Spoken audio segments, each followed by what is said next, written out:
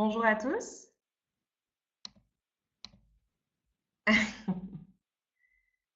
Est-ce que vous m'entendez bien? Est-ce que vous me voyez? Est-ce que vous m'entendez bien? Est-ce que vous voyez la présentation? Ouais? Bonne connexion malgré les kilomètres alors?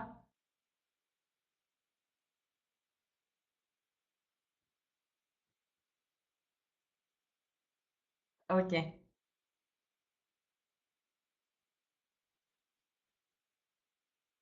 c'est parfait, nickel.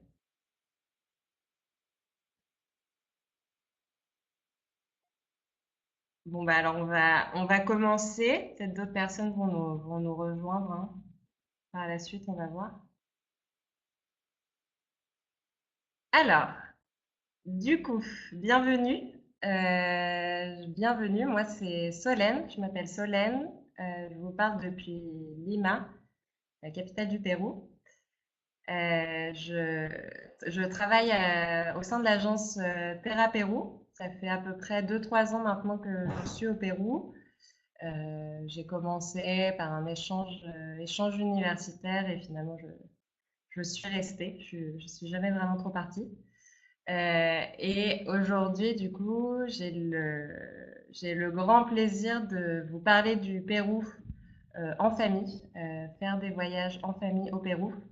Ça me tient d'autant plus à cœur que j'ai moi-même fait appel à Terra Pérou quand j'étais encore étudiante pour organiser mon voyage en famille au Pérou. Et ça s'était très bien passé. Donc voilà.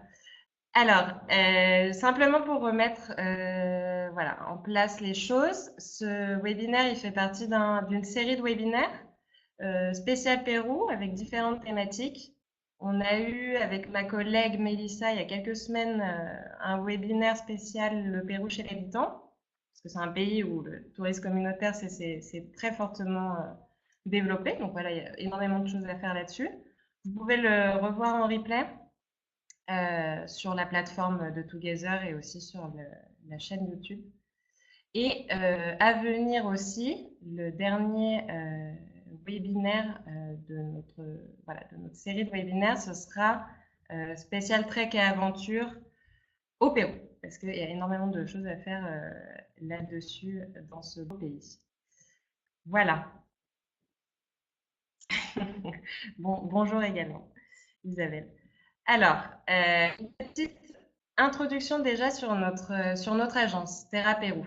Parce que voilà, je ne sais pas si vous nous connaissez tous. J'ai vu qu'il y avait beaucoup de gens qui n'avaient pas participé justement à ce webinaire Le Pérou chez l'habitant.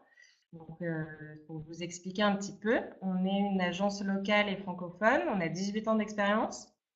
Donc, ça nous permet, voilà, toutes ces années d'expérience nous a vraiment permis d'être experts de cette destination, d'avoir des relations de confiance et de long terme avec nos guides, nos transporteurs sur le terrain. Donc voilà, pour tout ce qui est logistique, c'est bien pratique. Nos bureaux sont à Lima, où je suis actuellement, où il fait chaud, c'est l'été, ici. On est 12 employés du Pérou, de France et de Belgique. Euh, on est membre du groupe Terra, que vous connaissez peut-être. On est présent dans 18 pays. On est présent dans toute l'Amérique latine. Donc voilà, j'ai mes collègues qui sont dans les pays voisins et on organise ensemble des voyages combinés. On sait que quand on vient si loin, parfois on a envie de voir plusieurs pays à la fois. Et du coup, notre spécialité un petit peu, c'est quand même les voyages sur mesure, thématiques, très personnalisés. Euh, on essaie toujours plus de proposer des expériences hors des sentiers battus, insolites, voilà. On peut visiter les incontournables, mais hors des routes classiques touristiques pour avoir un peu plus d'authenticité. Et bien sûr, nos mots d'ordre, ça va être la sécurité de nos voyageurs, de nos partenaires sur le terrain, la qualité de nos services. Voilà, c'est des prestations de très bonne qualité et sur place qui peut fortement rassurer les clients. C'est l'assistance francophone 24 heures sur 24, 7 jours sur 7, tout le temps pour vos clients. Voilà, comme dit Sarah de Together, je vais vous présenter, du coup, je vais vous faire ma présentation vraiment sur des voyages en famille au Pérou. Et à la fin, il y aura un petit temps pour vos questions. Si vous avez des questions, il n'y aura pas de problème, on prendra le temps d'y répondre. Premièrement, déjà, le Pérou, destination adaptée aux familles. Alors, j'ai vu dans les petits questionnaires que vous avez remplis au moment de vous inscrire, que vous êtes déjà quand même beaucoup à recommander le Pérou pour un voyage en famille. Donc, c'est pour ça, ça doit vous sembler donc tout à fait possible et accessible. Voilà quelques points importants, généraux un peu sur un séjour, un voyage au Pérou. Déjà, aller au Pérou, c'est simple. C'est un peu loin, mais on a des vols directs depuis Paris. On n'a pas besoin de visa, on n'a pas besoin de vaccin. Donc, il n'y a pas toutes ces paperasses à faire. C'est un séjour qui est possible toute l'année, le Pérou. On a bien sûr, comme beaucoup de pays, cette division entre saison sèche et saison des pluies. La saison sèche, ça va être de mai à octobre. Donc, pour les familles, ça tombe plutôt très bien pour voyager en juillet-août, hein, pendant les vacances, les grandes vacances scolaires d'été. Parce qu'on sait bien que quand on va si loin, on a envie de rester quand même au moins 2 semaines, voire 3, voire plus. Donc, c'est parfait. Juillet-août, c'est une très très bonne période pour voyager au Pérou. Ensuite, une fois sur place, séjourner au Pérou, c'est un pays qui s'est quand même très fortement développé au niveau du tourisme, au niveau des hébergements. On a vraiment tout type d'hébergement, on a des très bonnes structures. Euh, nous, on travaillait avec des hôtels de catégorie 2 à 5 étoiles, voilà, pour un peu tous les budgets. On propose beaucoup des nuits en maison d'habitants, du coup, sur différentes étapes, différentes régions. Et pour les familles, ce qui est important aussi, surtout quand on a plutôt des enfants, euh, des chambres triples et quadruples. Voilà, pour être tous ensemble, des chambres un peu plus familiales. Voilà, on en trouve dans beaucoup d'hôtels. Niveau des transports, ils sont sûrs et ils sont variés. Donc ça, c'est important. Il n'y a pas de problème au niveau de la sécurité. Voilà, transport privé, absolument aucun problème. Et les compagnies de bus sont très bien. Et c'est des transports variés. Donc ça peut être très intéressant aussi pour les enfants, pour varier les plaisirs aussi, hein. Un voyage au Pérou, on va prendre du coup la voiture, on va prendre des vols, on va prendre des bateaux, on va prendre des trains. Voilà, donc c'est assez sympa, c'est divers. On a des guides francophones, bien sûr, hein, sur toutes les régions principales du Pérou. Il faut vraiment aller hors sentier battu pour pas trouver de guide francophone. On a des réductions pour les enfants au niveau des entrées, entrée au Machu Picchu, entrée à différents sites aussi connus en Vallée Sacrée. On a des prix sur les trains. Voilà, donc il faut toujours s'attendre à des réductions pour les enfants de moins de 12 ans en général. Budget, budget pour un voyage au Pérou. Quelques indications. C'est des indications par jour, bien sûr, sinon ce serait vraiment pas cher. Voilà, c'est vraiment à titre d'exemple, hein, on va être sur $150 par personne par jour en base standard, un peu plus en base confort et ça peut aller jusqu'à 450, $500, voire plus, vraiment si on est sur du luxe et des expériences complètement insolites. Donc voilà, c'est quand même un pays, il faut le savoir, c'est quand même plus cher de voyager en Asie, enfin, vous devez le savoir déjà, mais voilà, il faut s'attendre à ce genre de base si vous voulez avoir une idée, si vous n'avez pas encore proposé de voyage au Pérou. Ensuite, 2 points sur lesquels on nous interroge souvent, l'altitude et la sécurité. Il faut savoir que l'altitude, voilà, si vous voyagez avec des enfants qui ont au-dessus de 6 ans, il n'y a pas de problème particulier. Enfin, les enfants comme les adultes peuvent avoir les mêmes effets, parce qu'effectivement, dans les Andes, on passe à plus de 2500, 3000. Mais voilà, un petit rendez-vous chez le médecin avant pour être sûr que tout va bien, mais c'est pas du tout un problème particulier pour les enfants. Après, les enfants plus jeunes, en dessous de 5 ans, effectivement, on recommande de ne pas aller à plus de 3000 dans les Andes. Après, il y a plein d'autres choses à faire au Pérou aussi. Et la sécurité, pas de risque particulier au niveau de la sécurité au Pérou. Le Pérou. Alors, est-ce que c'est une bonne destination, une destination idéale pour les familles? Selon vous, petite question. Sachant que là, on va avoir 5 bonnes raisons de voyager au Pérou avec ses enfants.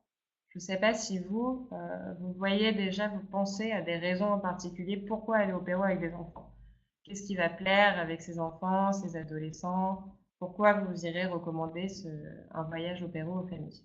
Est-ce que vous avez des, des petites idées?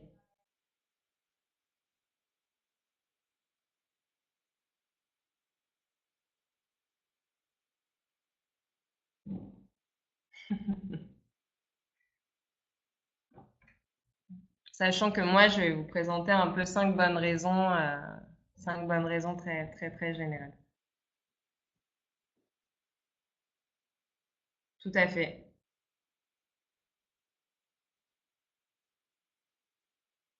Exactement. Nourriture, ouais, ça. Je vous assure, on mange très, très bien au Pérou. Culture, différences culturelles très, très fortes, ouais. Découverte ludique, ouais, ça c'est un point très très important sur lequel on va s'appuyer. Ouais. Ok, alors c'est parti pour mes 5 bonnes raisons. Première très bonne raison, l'histoire captivante des Incas. Le Pérou, c'est quand même le pays des Incas, la terre des Incas, c'est là où on a les plus beaux vestiges de cet empire. On l'a tous dans notre imaginaire un peu depuis longtemps, voilà, avec des photos du Machu Picchu, des lectures. Ça va être Tintin pour les adultes, un Disney, l'empereur mégalo pour les plus jeunes. C'est quelque chose, voilà, qui a un côté un peu mystérieux, qui les Incas, voilà, ont laissé des sites, des ruines très très très impressionnantes. Donc au niveau de l'histoire, ça va laisser personne indifférent à tous les âges. Donc au Pérou, quand on va aller au Pérou, on va visiter le Machu Picchu, une des nouvelles merveilles du monde. On va visiter d'autres sites historiques en plein air en fait. On va pas du tout s'enfermer dans des musées. Ça, on sait que ça peut être un point de discorde pour les familles, les enfants qui s'ennuient pendant que les adultes vont découvrir un peu l'histoire d'un pays. Donc au Pérou, il y a un côté très très ludique aussi pour découvrir cette culture inca. Même d'autres civilisations qui se trouvent plus au nord. Mais voilà, au niveau de la culture inca, dans la région de Cusco, la vallée sacrée, le Machu Picchu, on peut découvrir tout ça de façon très très ludique en extérieur. Nous, on organise une sorte de chasse au trésor pendant les visites de ces sites culturels historiques, euh, pendant les voyages avec des enfants. On va y revenir après. Donc voilà, déjà sur l'histoire, à n'importe quel âge, cet héritage nous impressionne quand même fortement. Voilà pour première bonne raison de venir au Pérou. Ensuite, deuxième bonne raison, c'est sur la population, l'ambiance qu'on retrouve au Pérou. Voilà, c'est un pays en fait, c'est un pays qui a gardé énormément de traditions et voilà, qui évolue à différentes vitesses. On va trouver dans une ville, on peut trouver quelqu'un en costard. À côté, on peut avoir des femmes comme ça avec ce type de costume où on voit que voilà, c'est des traditions qui ont vraiment traversé les siècles. Et c'est du coup très très intéressant. Je veux dire, on flâne dans les villes, quand on se balade, on voit un tas de choses différentes, des traditions très bien gardées, un accueil chaleureux de la part de la population, ça c'est important.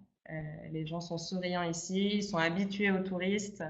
Voilà, il y a un accueil vraiment très très sympa. Même si c'est très très différent, rien à voir avec la France, on se sent quand même bien, on se sent très bien accueilli et d'autant plus avec des enfants où les enfants ont une place très très importante au Pérou, hein. La famille est très très importante.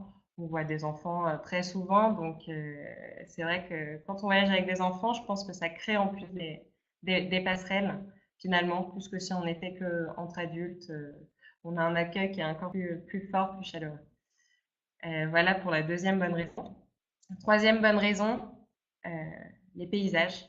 Les paysages. Ça, le Pérou, c'est pas que le Machu Picchu. C'est bien plus encore. Là, vous avez quelques photos. Vous avez à gauche, en haut, ça va être l'Amazonie. Un tiers du territoire, c'est quand même l'Amazonie, le poumon de la planète. donc avec une faune et une flore très, très, très, très riche, très intéressant. Ça peut être un voyage vraiment unique, hein, qu'on va faire en Amazonie tous les jours. Vous avez bien sûr les Andes avec les montagnes à perte de vue, les glaciers. Voilà, vous prenez vraiment de la hauteur au Pérou. Vous avez la côte désertique du Pérou sur tout le littoral. Donc avec ses dunes de sable et en bas à droite, le lac Titicaca, le lac le plus haut du monde. Donc vous avez une diversité de paysages qui est vraiment incroyable et vous pouvez passer par tous ces paysages en 15-20 jours au Pérou. Ce qui va ressortir de ces paysages, de ces écosystèmes très différents, ça va être le fait de trouver un tas d'animaux dans ce pays, de drôles d'animaux.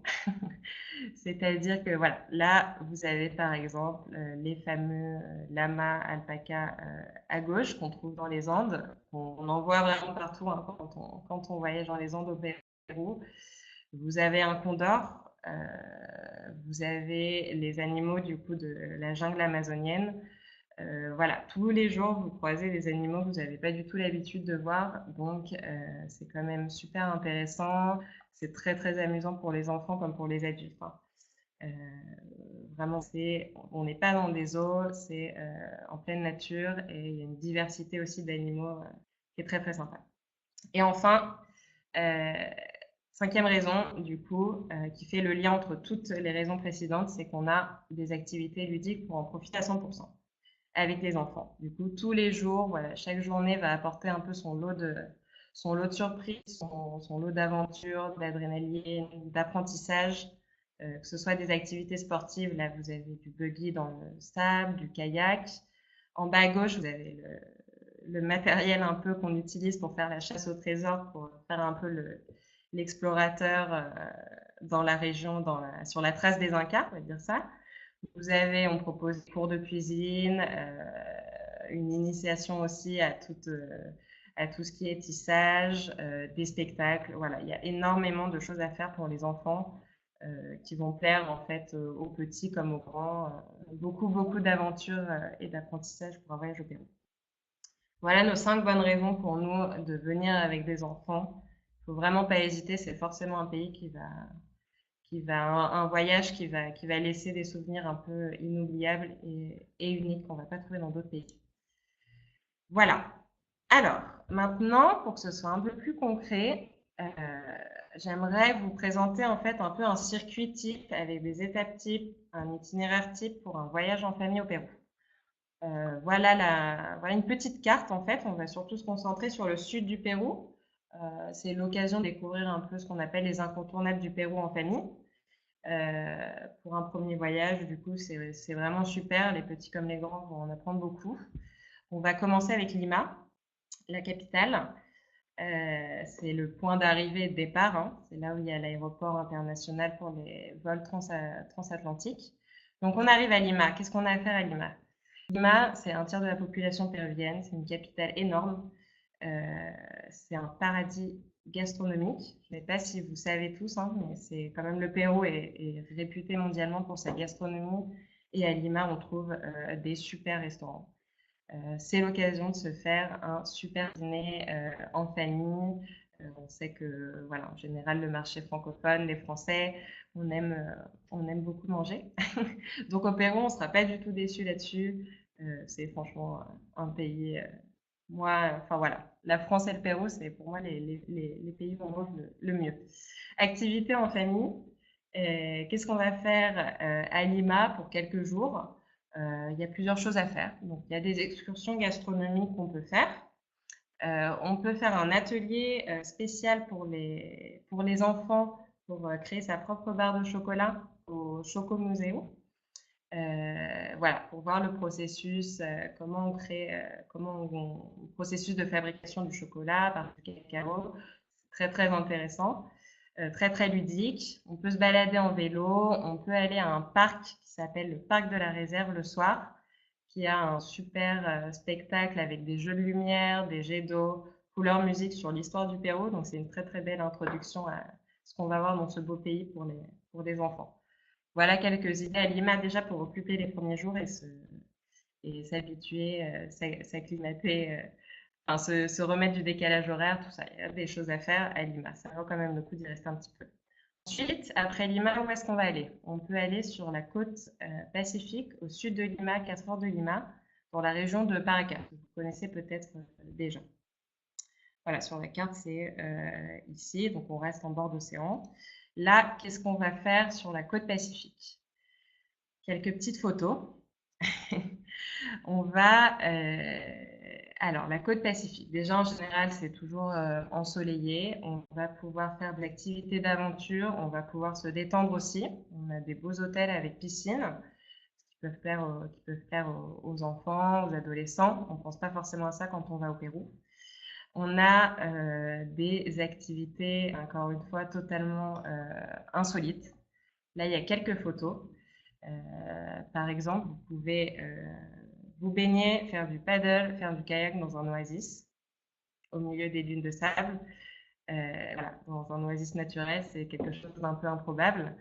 On peut aller faire une excursion aux îles Ballestas. Vous avez une photo à gauche en bas avec ce qu'on peut y voir. On y voit des pingouins, des lions de mer, un tas d'oiseaux, énormément de variétés d'oiseaux aussi.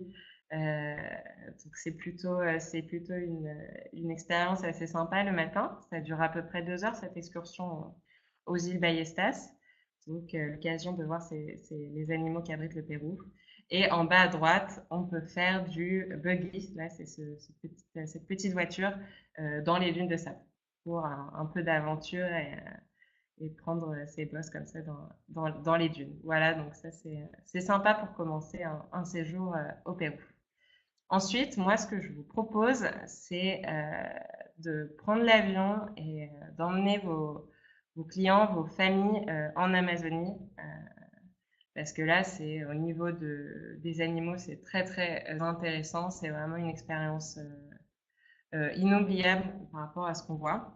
Ce qu'il faut savoir, parfois on a un peu peur, l'Amazonie, on se dit oh là là, il fait chaud, il n'y a pas de logement, comment on va faire, c'est très route. Au Pérou, ça s'est beaucoup développé les voyages en Amazonie. On a des lodges de confort standard jusqu'à luxe. Vous avez quelques photos là. Donc c'est très très sympa au niveau du logement lui-même.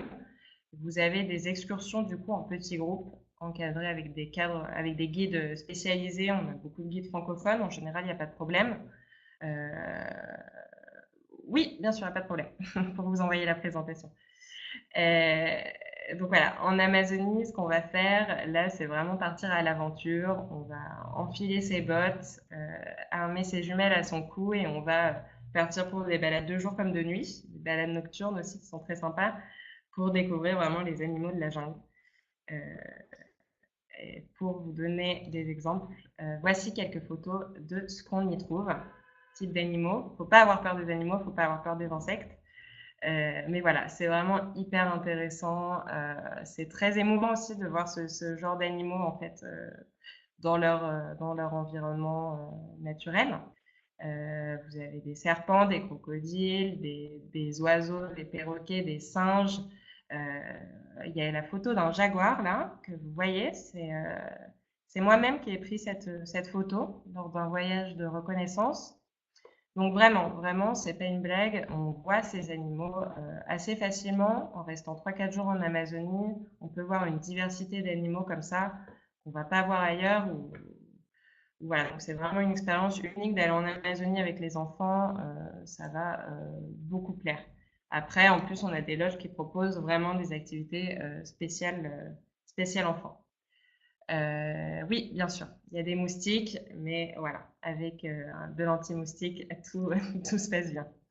Ensuite, après en avoir pris plein les yeux en Amazonie, beaucoup de dépayements, on va rejoindre enfin l'étape phare un peu du Pérou, Cusco et sa région Inca. Voilà, pour aller un peu sur les traces des Incas.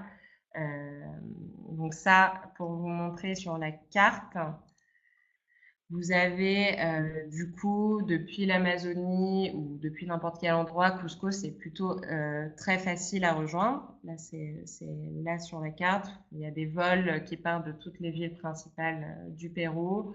Vous pouvez rejoindre Cusco en voiture, en bus, en train. Enfin voilà, c'est très, très, très, très accessible. Du coup, Cusco et la vallée sacrée. Donc là, on prend un peu de hauteur, hein. C'est quand même en altitude. Cusco, c'est à 3400 mètres.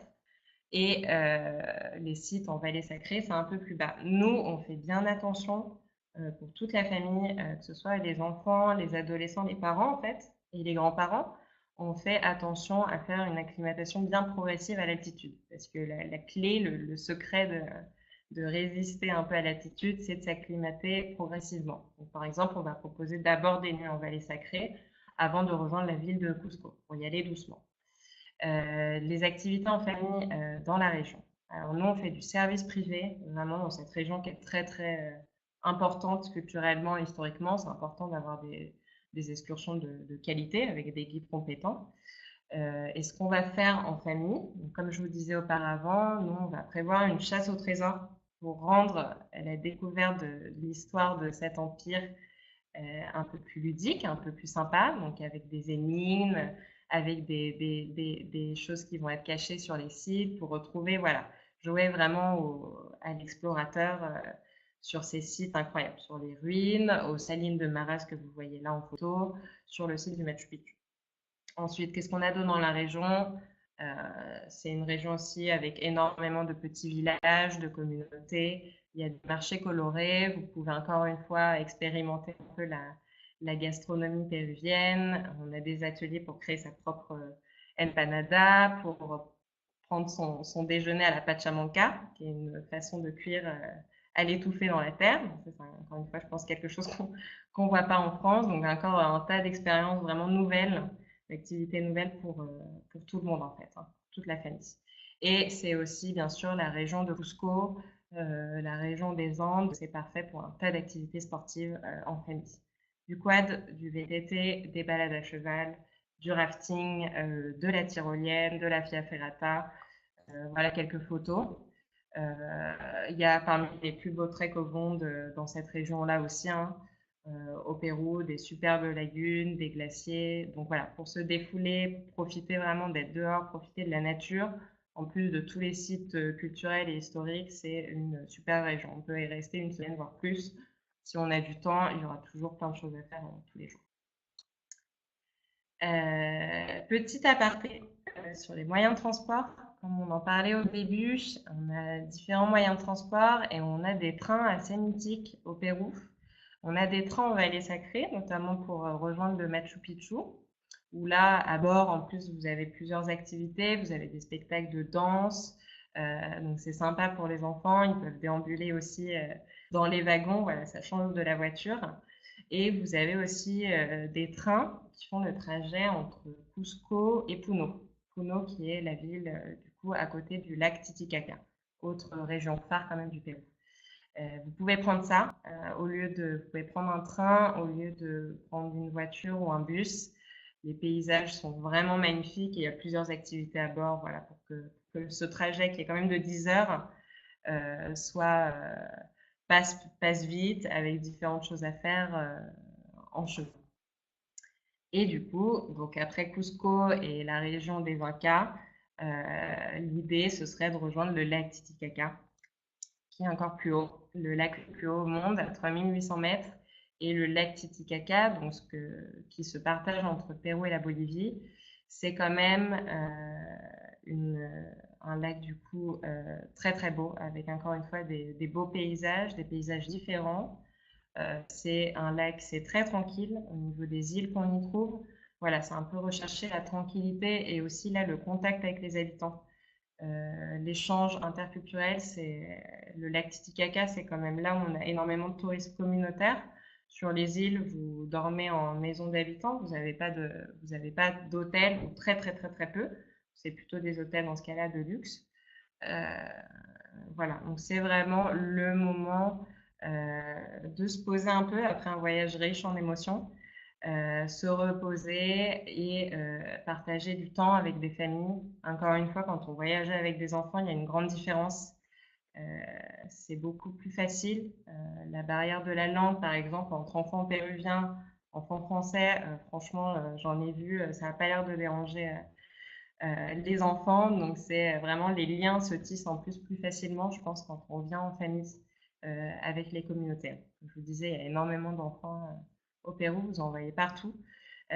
Donc c'est sympa. Donc là, ce qu'on fait sur le lac Titicaca, nous on propose énormément d'expériences chez l'habitant pour voir comment on vit. C'est aussi les îles du lac Titicaca, les communautés qui y vivent ont gardé leurs traditions au travers des siècles. Donc c'est très très différent de notre propre culture. Donc c'est riche d'apprentissage. Ce qu'on va y faire en famille, on va pouvoir se balader à pied tranquillement, on va pouvoir faire des balades en voilier, du kayak, on va pouvoir s'initier aux danses locales avec les communautés, mettre ses costumes traditionnels, danser avec les communautés. Et voilà, passer des moments vraiment très très différents et tisser des liens en fait ici au Pérou qui peuvent être très forts et laisser des très très bons souvenirs. Voilà quelques photos du lac. Voilà, vous voyez au niveau des photos là de Péruviens, au niveau des costumes, au niveau, il y a des traditions comme quoi, par exemple, sur une des îles, c'est des hommes qui tissent. Donc, encore une fois, ça rejoint une des bonnes raisons de venir au Pérou, de voir qu'il y a des traditions qui sont restées très, très fortes, qui se passent dans la rue, qu'on voit très facilement quand on voyage au Pérou.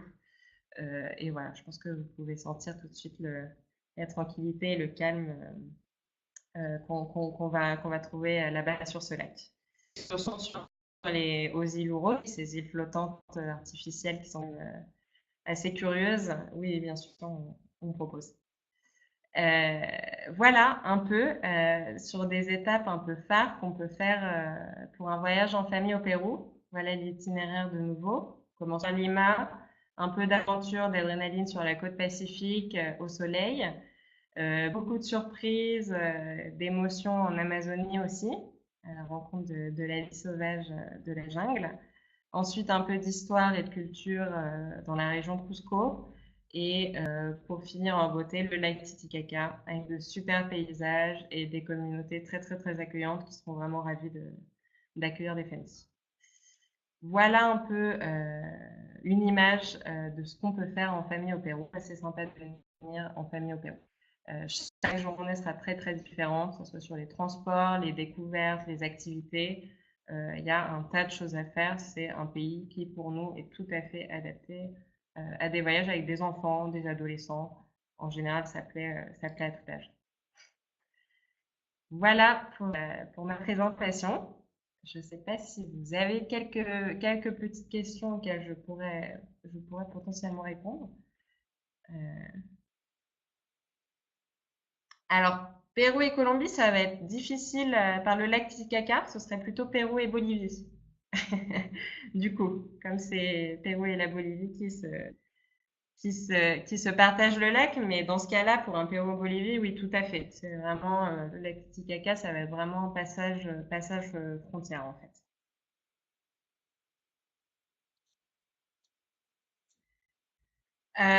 Est-ce possible de faire cela en famille et en groupe? C'est-à-dire rejoindre un groupe déjà formé ou parce que après, nous, on a parfois des clients, voilà, c'est des familles qui voyagent. On est 12 personnes au final, les grands-parents, les petits-enfants, tout le monde, et ça fait un groupe un peu en soi.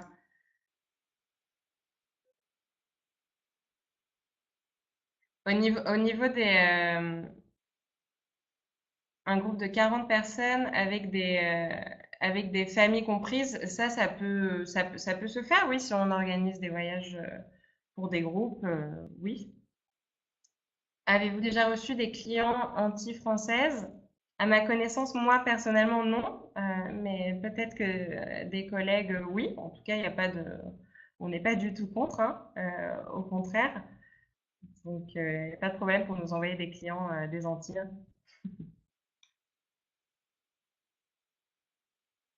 Au niveau, il y avait une question sur les restaurants gastronomiques à Lima. On peut effectivement aider pour certains restaurants à envoyer des réservations à l'avance. Je pense notamment à Astrid et Gaston. Après, il y a énormément de restaurants gastronomiques qui sont vraiment dans les tops du monde, où il faut s'y prendre 3 mois à l'avance. Les places partent très très vite. C'est comme un concert. Mais oui, oui, on peut aider à faire ce genre de choses pour des expériences gastronomiques assez exceptionnelles. Ouais.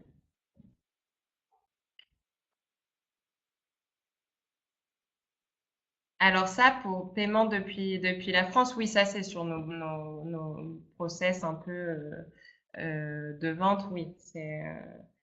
On paye du coup depuis la France.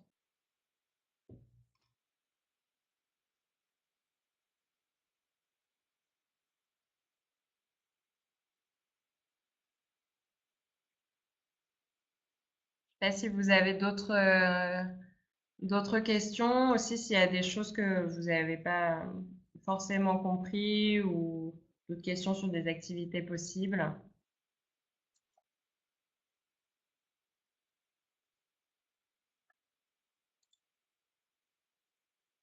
Oui, pour des groupes scolaires, tout à fait. On a commencé justement à faire quelques voyages pour des groupes scolaires, notamment du Canada. Donc, on fait aussi des voyages, voilà, avec d'autres activités dont j'ai pas parlé d'ailleurs dans ma présentation, mais on a aussi des activités du type aller un peu plus sociales, aller visiter les écoles aussi au Pérou, faire un espèce d'échange comme ça avec d'autres écoliers aussi. Donc, c'est tout à fait un voyage qui s'adapte à des groupes scolaires aussi.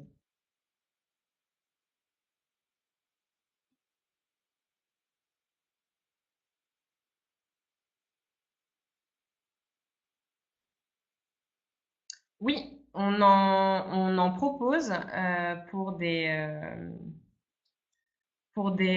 voyages vraiment 100% logement chez l'habitant. Là, je vous invite vraiment à regarder le webinaire de ma collègue Mélissa, qu'elle avait fait il y a quelques semaines, mais que ce soit des logements en maison d'habitants dans des communautés isolées ou type chambre d'hôte en ville, on peut faire un voyage vraiment 100% logement chez l'habitant. C'est très, très, très, très développé au Pérou. Pour, mai ou juin sont des bonnes périodes, c'est des très bonnes périodes. Je conseillerais même plus mai ou juin en fait que juillet, août pour éviter d'avoir trop de monde. Parce que juillet, août, du coup, c'est quand même la haute saison touristique au Pérou. Donc mai ou juin, on peut avoir plus de chances quand même d'être un peu plus tout seul sur les sites. Donc il faut avouer que le Pérou reste un pays touristique, donc sur les incontournables, on aura toujours quand même d'autres touristes, mais mai ou juin, c'est très bien, oui. C'est après la saison des pluies, donc il n'y a pas de problème. Pour les groupes, au niveau des nuits chez l'habitant, ça se prépare, ça s'organise. On a des maisons d'habitants, voilà, en fait, on a plusieurs maisons d'habitants dans une même communauté, donc c'est possible d'être à plus de 10, à plus de 20, voilà, en maison d'habitants. On choisit bien les communautés où on veut aller. Oui, oui, il n'y a pas de problème. Alors, en ce qui concerne les guides, et ce qui change à chaque région, oui, tout à fait. Ils sont vraiment spécialisés par région au Pérou. Vos clients, ils vont pas avoir un seul et même guide depuis Lima jusqu'à leur retour à Lima, sauf dans le cas de grands groupes où là, on va mettre effectivement un accompagnateur qui va accompagner tout du long.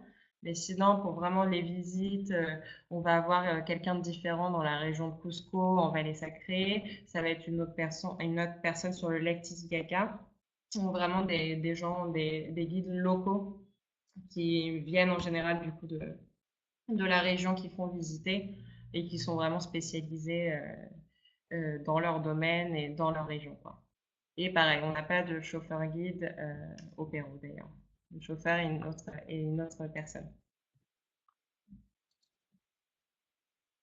Alors, il est facile de se déplacer en bus ou en train sur toute la durée d'un voyage. Il y a certaines distances qui sont quand même longues, hein. Le Pérou, c'est quand même c'est deux, trois fois la France. Donc, en général, c'est quand même obligatoire de prendre au moins un vol domestique si on va dans le sud, dans toutes ces régions que je vous ai montrées. On peut rejoindre depuis la côte pacifique en bus la ville d'Arequipa, par exemple. C'est quand même 10-12 heures de trajet. Les paysages sont pas forcément très très beaux en plus, parce que là c'est vraiment la côte désertique pendant 10-12 heures. Mais voilà, en général, c'est vrai que nous, nos circuits, ils incluent un ou deux vols, voire plus, si on va dans le nord ou en Amazonie. Après, les vols domestiques, voilà, c'est 1 heure, 1h30 de vol. Donc ça fait vraiment gagner du temps sur les temps de transport et d'autant plus avec des enfants ou trop de voitures, parfois ça peut être assez désagréable.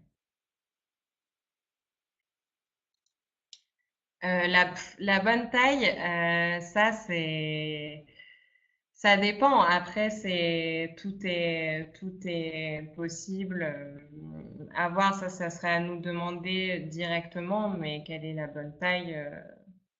10, 20 personnes. Après, au-dessus, c'est sûr que voilà, ça commence à faire des gros groupes et vous perdez peut-être des choses au niveau de l'authenticité, tout ça. On va aller moins hors des sentiers battus quand on est beaucoup peut-être.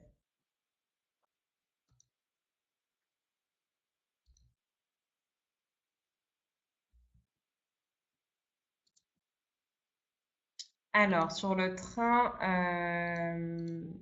train entre Puno et Cusco, alors c'est un trajet de 10 heures. Est-ce que l'on peut faire des arrêts en route? Il y a quelques petits arrêts, mais où voilà, l'idée c'est pas de sortir du train et de s'aventurer et faire des visites sur le chemin. C'est qu'il y a énormément de choses qui sont organisées à bord, des activités, des spectacles, il y a des wagons à toit ouvert où on peut prendre l'air et voir les paysages de là-bas, mais c'est quand même, voilà, c'est surtout du trajet. Il y a le déjeuner qui est compris, qui se prend à bord, tout ça. C'est pas après si on veut faire des arrêts parce qu'il y a effectivement des sites culturels aussi intéressants en chemin. Il est mieux de prendre une voiture ou un bus qui va faire des arrêts et des visites en chemin. Alors que en train, ça va pas, on va pas faire des visites en chemin.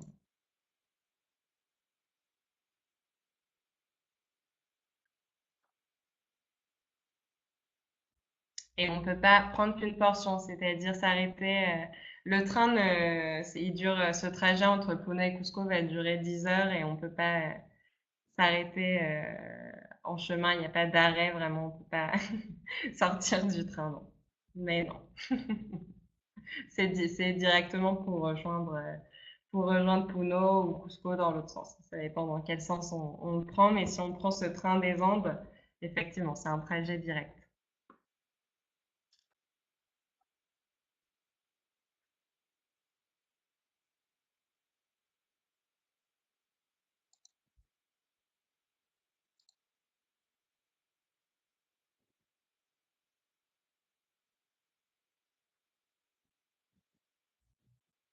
Je sais pas si vous avez d'autres dernières petites questions spécifiques aussi aux familles.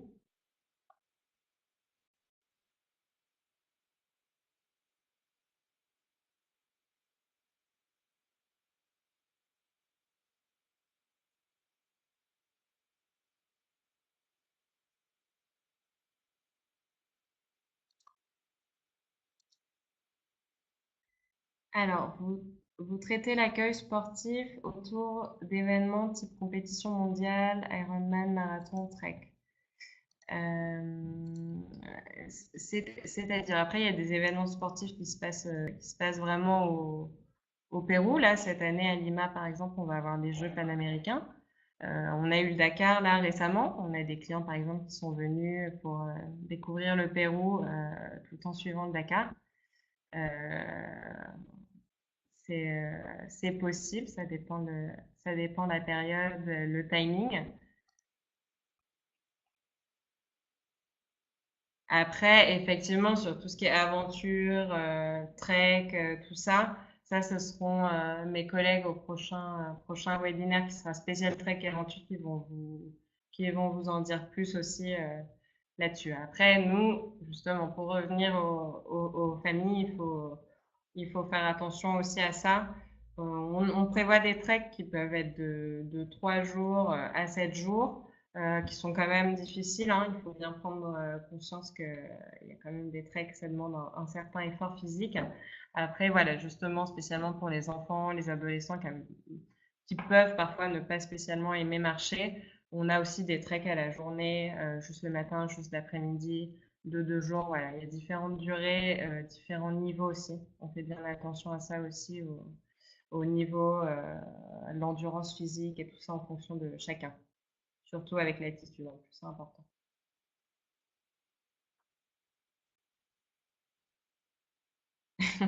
Merci, merci à vous, Isabelle et tous les autres d'avoir participé du coup. J'espère que vous avez appris des choses en tout cas et bien sûr, voilà, s'il y a besoin, si vous avez des clients pour des voyages en famille, n'hésitez pas pour le Pérou et n'hésitez pas à nous contacter, on sera là pour répondre à toutes vos questions et vous faire vraiment des parcours, des circuits sur mesure pour vos clients en fonction de ce qu'ils recherchent.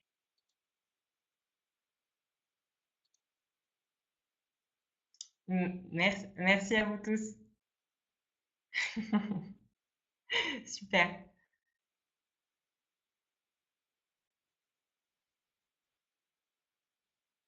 Merci. Ben, moi, c'est la journée qui commence pour moi. On a 6 heures de décalage, mais bonne fin de journée à vous en tout cas.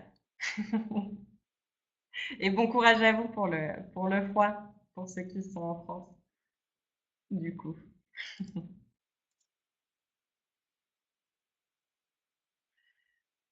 Merci à tous.